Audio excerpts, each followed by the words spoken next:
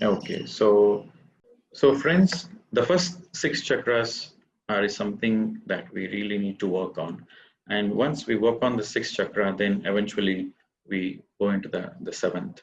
So seventh is, as we discussed before, it's a sthiti. It's a chakra, but it is not stuck. It's not in the you are not stuck in that state. By the time you reach the seventh, then it's all uh, awareness. So the seventh chakra deals with awareness and it's universal. So it's oneness. The consciousness of oneness relates to the seventh chakra. And this chakra relates, the basic right is to know the things. It's all about knowing. Okay. So the demon for this seventh chakra is attachment. So as long as we have attachment, we can never be in this state of consciousness. So attachment is a demon energy which blocks the people to come to this state of consciousness. And the way forward is surrender. The more you surrender, the more you let go.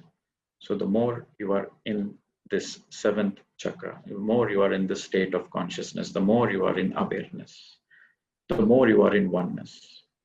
So we should develop the quality of surrender. So who should we surrender to? Should we surrender to a guru or we surrender to somebody outside of us? No, we should surrender to ourselves. We should surrender to our breath. We should surrender. The surrender is always towards your breath. That's why Patriji says your breath is your guru, because you surrender to your guru. So when you surrender to your breath, then you are in meditation. When you are in meditation, you are helping yourself to liberate.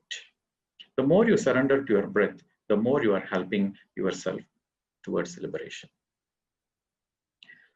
And all the traumas which we have during this during the childhood days, it definitely affects this chakra. See, once the sixth is blocked, then the seventh is you cannot be in that seventh. So, the told untruth or shameful for being curious, for example, the child is curious. Every child is curious. The child asks, okay, what is this? Where did I come from? What is that? Why it has to be this way? Why you are going to temple? Why you are going to church? Where is God? Who is God? So this is a very natural flow that the child, this natural curiosity the child has. But if the child is not given, is not encouraged for its curiosity, on the other hand, if the child is condemned, and then this questioning, the ability to question goes away. Then when this ability to question goes away, then there is no liberation, right? You are stuck in your belief system. You are stuck in whatever the environment you are brought up in. So that leads to a lot of misery. So only to question everything is an attitude for liberation. You have to question. You should not blindly believe. Everything has to be questioned. So that this questioning, this curiosity to know the truth, I need to know the truth, that comes from this seventh. And the spiritual abuse, sometimes the spiritual abuse means like, age inappropriate, like, sometimes it's like a 2 years old, a 3 years old, or a 4 years old. They've been joined in a monastery or a madrasa or some kind of a thing. It's too inappropriate for their age. So from a very early age, they have been trained to believe in certain things. So then they naturally lose their ability to question the things. That's why you see all the religious fanatics, most of the religious fanatics from their very early age, they are programmed to believe in certain things. So they become a fanatic. So fanatic means they are not open. They are not open to understand other things. What they believe is right. That's it.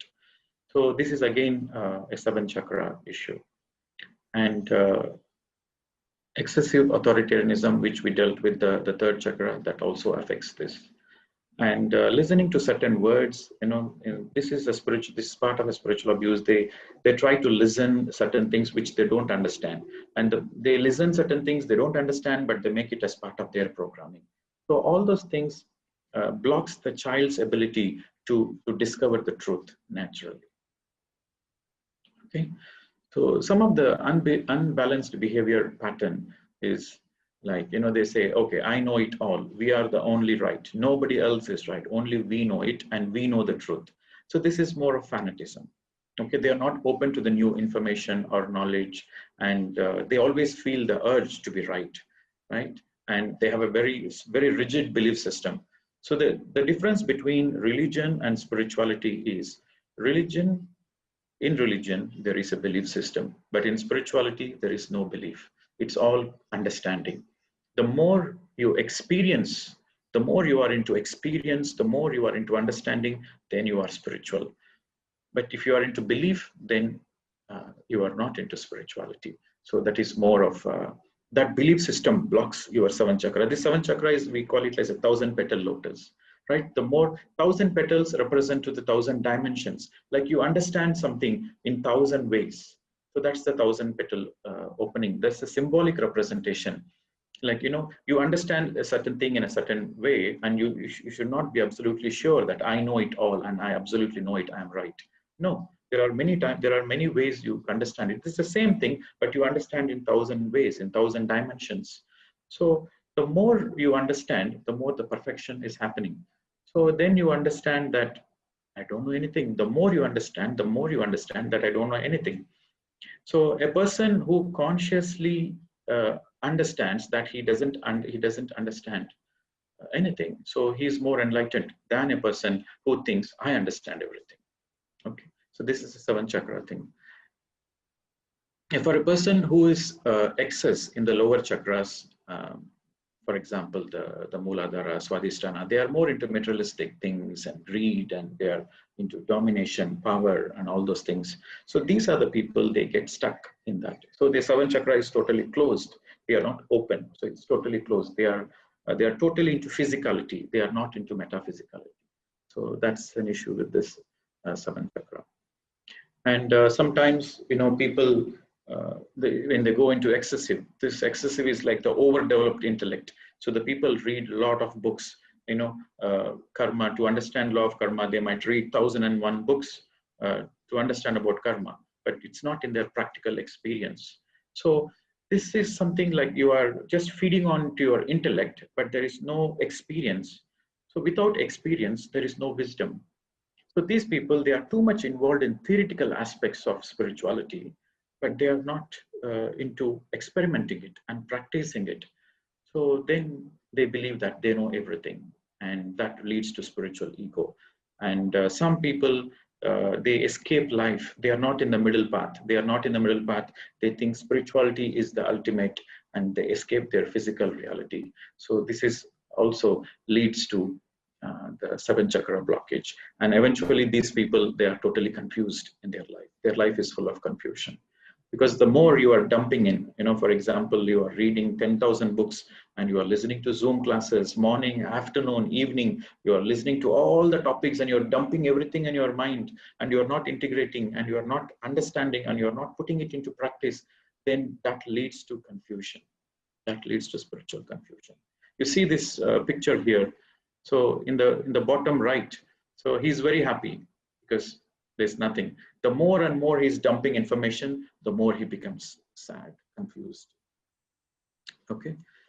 So the balanced person, the person who is balanced, is self-aware. So we have explained before that once you cross the sixth chakra, that means you are no more stuck in the chakra system.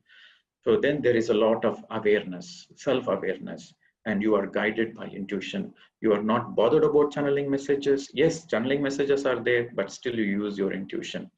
And you are not looking for answers from outside. You are looking for answers from inside.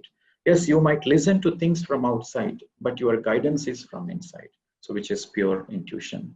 So this is a balanced nature. And when you reach this state, then we call you are in that sthiti, you are in that Sahasrara sthiti. This is called a Sahasrara sthiti, where highest awareness, your awareness is very, very high, and you are always guided by intuition. If your awareness is all the time high and you are guided by your intuition, then we say that you are no more stuck in your chakras. Then you are in the Sahasrara sthiti. So So friends, some of the physical disorders associated with this are migraines. So you can see that the sixth and the seventh, they are very closely correlated. So the issues of the sixth is also the issues of the seventh. So migraines, brain tumors, amnesia, cognitive delusions, coma. So these are some of the things which are related to this. And what to do? Again, intense meditation.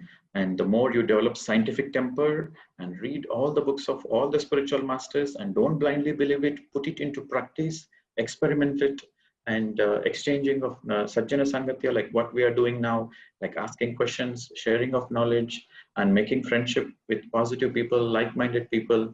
So these are some of the things you can do to make sure that your awareness is always high and you are not going down in your state of consciousness. So this is very, very important. So just a brief summary once again towards this chakra system. The first two chakras, they are it's more of instincts. It relates to instincts like Muladhara, Swadhisthana. It's the survival instincts and it's your procreation, emotional instincts. So it's more of your instincts and it's unconscious. Like you don't have control over it. It is unconscious.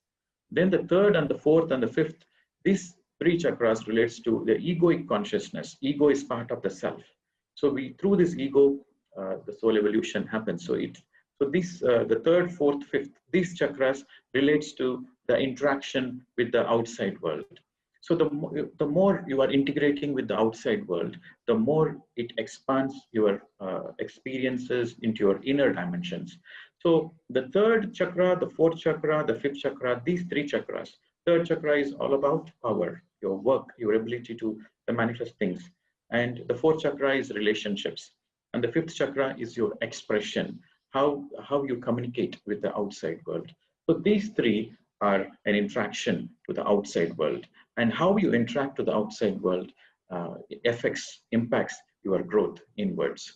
And finally, the sixth chakra is a symbolic reflection of the conscious and unconscious. If your third eye is not perfected, it is unconscious reflection. If you have a perfected third eye, then it is conscious. So, but both are symbolic. Whether it is conscious or unconscious, it is symbolic. And when it comes to seventh chakra, it is conscious understanding.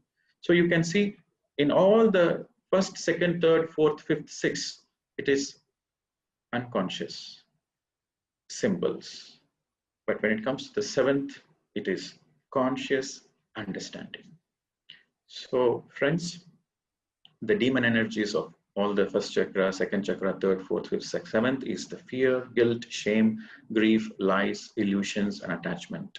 So these are the demon energies. So the more you work on towards these demon energies which is inside you, then your agenda is to transform all those demon energies into positive soul qualities. Okay, the soul qualities of trust, innocence, self-respect, joy, truth, reality, and surrender. So when we are transforming these demon energies into our positive soul qualities, we are in celebration. We are liberated. So thank you, my dear friends.